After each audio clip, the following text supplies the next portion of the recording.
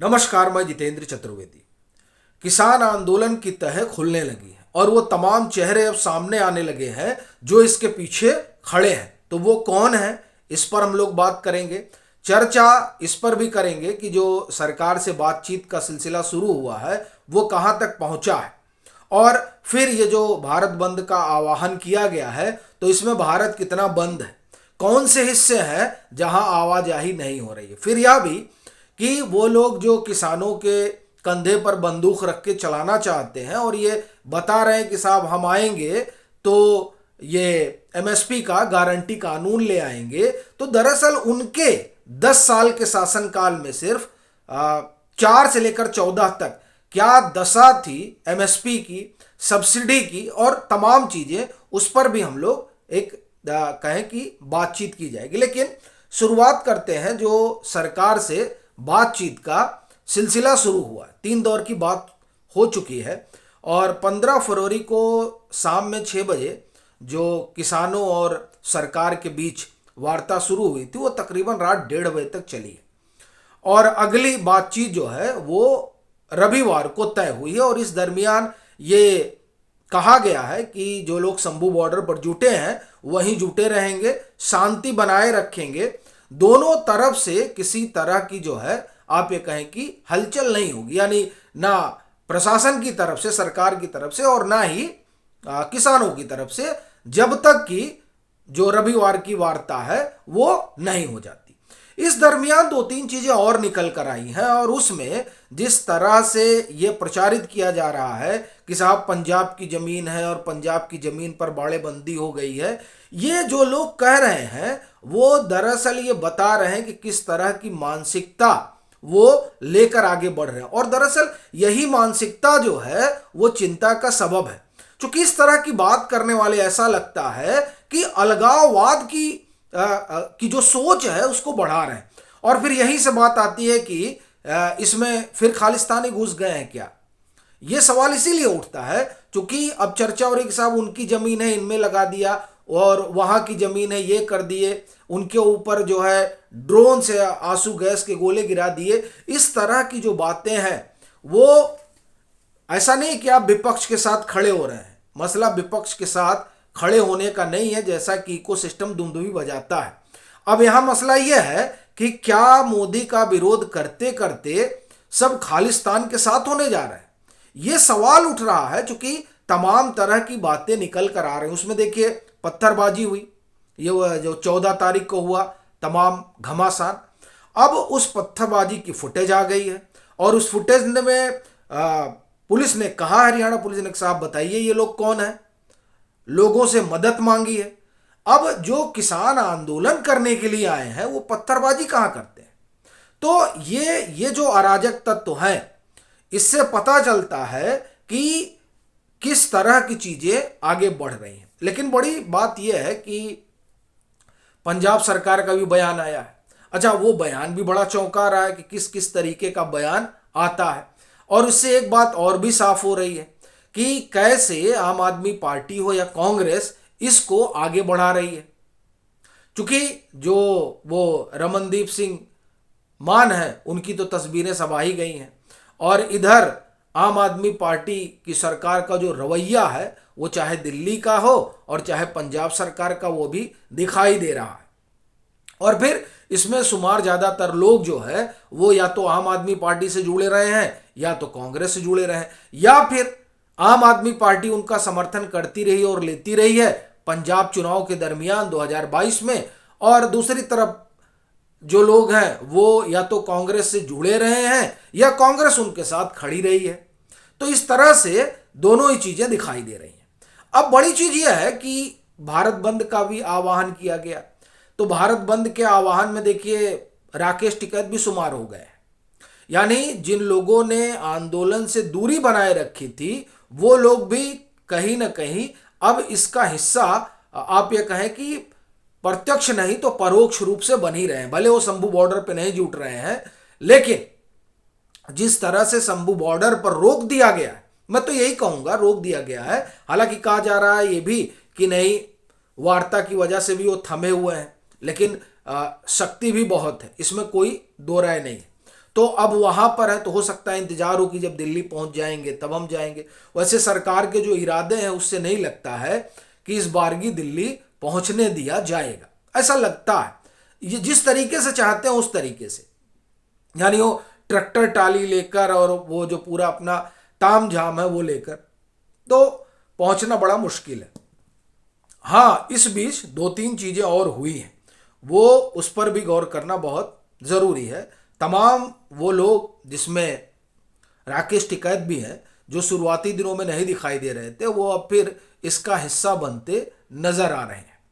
अब नजर आ रहे हैं तो क्या होगा, क्या इनके जुड़ जाने से यह आंदोलन तेज हो जाएगा या फिर 15 दिन बाद गेहूं की फसल कटनी है तो उसकी वजह से यह आंदोलन थम जाएगा, या ये जो भारत की कांग्रेस की जो भारत जोड़ो न्याय यात्रा है उसकी जिस तरह से हवा निकल गई है उसके कारण इसको और बढ़ाया जा रहा है। ये तमाम सवाल उठ रहे हैं, लेकिन असल बात तो तब निकल कर आई जब वो वीडियो सामने आया जिसमें कहा गया कि मोदी की लोकप्रियता बहुत बढ़ गई है, उसको अब गिराना बड़ा जरूरी हो गया है।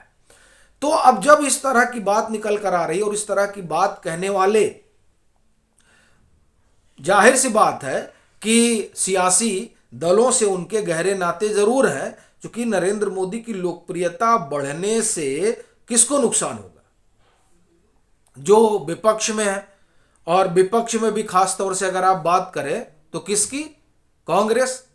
तो ये चीजें भी अब निकल कर सामने आ गई हैं कि यह आंदोलन नरेंद्र मोदी की बढ़ती लोकप्रियता को गिराने के लिए शुरू किया गया है क्या।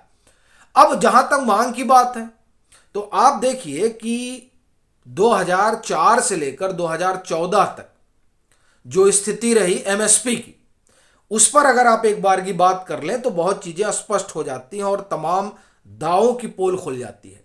2004 में धान का एमएसपी 1310 रुपए था, जो 2024 में हो चुका है 2183 रुपए। गेहूं का एमएसपी 2004, माफ करिए 2014 की बात मैं बता रहा हूं। जैसे 2014 में धान का एमएसपी 1310 था और 2024 में 2183 रुपए। गेहूं का 1475 रुपए था, अब 2200 रुपए है। बाजरा 1500 रुपए एमएसपी था, अब 3180 रुपए। मक्का 1310 रुपए एमएसपी था, अब 2090 रुपए। यानी जहां पर कांग्रेस की अगुवाई वाली सरकार किसानों को छोड़ कर गई थी, उस तुलना में आप देखें तो एमएसपी में भारी इजाफा हुआ है। जैसे देखिए कई जगहों पर तो 66% हुआ है। जैसे बाजरे का देखिए आप, बाजरे में 106% की वृद्धि हुई है, जो कि कहां आप 1500 पे थे और कहां वो 3180 रुपए हो चुका है। अरहर की दाल देखिए 2014 में 4300 रुपए हुआ करती थी, जो अब 7000 रुपए हो चुकी है। इस तरह से जो है बढ़ोतरी हुई है। अब आप देखिए कि एमएसपी में इतना ड्रास्टिक बदलाव हुआ, यानी कई कई फसलों में 2 गुना, कई कई फसलों में 100% बढ़ गया है। लेकिन कहा जा रहा है कि साहब किसानों के लिए कुछ हुआ नहीं। और ये कौन कह रहा है, ये कांग्रेस की सरकार कर रही है, जो अपने समय में एमएसपी जितना दिया करती थी उसका अब 2 गुना 3 गुना हो चुका, वो ऐसा कह रही है।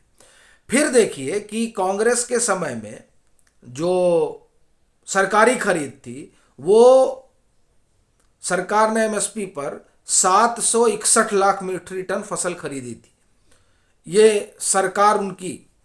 और 22 से 24 के बीच ये आंकड़ा बढ़कर 1062 लाख टन हो चुका है, यानी सरकारी खरीद में 30% की बढ़ोतरी हुई है। फिर खाद की सब्सिडी की अगर बात करें तो वो 2 गुना बढ़ गई है। 14-15 में ये 73,067 रुपए की जो है करोड़ की खाद सब्सिडी दी जाती थी। 22-23 में ये बढ़कर 2.54 लाख करोड़ हो गई है। आगे सुनिए, कृषि बजट 2014 के बाद से अब तक कृषि बजट भी 5 गुना बढ़ चुका है। 2013-14 में यूपीए सरकार ने कृषि को 29,687 करोड़ रुपए दिए थे, या 2024-25 के अंतरिम बजट में बढ़कर 1.2 लाख करोड़ हो चुका है। यानी पिछले 10 साल में कृषि बजट में 436% की बढ़ोतरी हुई है कृषि बजट में। अब आप बताइए कि ये तमाम चीज़ें होने के बाद ये जो आंदोलन चल रहा है, ये जाहिर तौर पर ये आंदोलन उन लोगों के ज़रिए खड़ा किया गया हुआ साफ दिखाई दे रहा है जिनके पास नरेंद्र मोदी सरकार के खिलाफ कोई और अभियान चलाने का मुद्दा नहीं बचा है। हाँ, इकोसिस्टम पूरा धार दिए जा रहा है, लेकिन ये तमाम जो आंकड़े हैं वो इस आंदोलन का जो सियासी पहलू है उससे पर्दा हटाते हैं और ये बताते हैं कि दरअसल ये सिर्फ और सिर्फ 2024 की फसल काटने के लिए खड़ा किया गया है।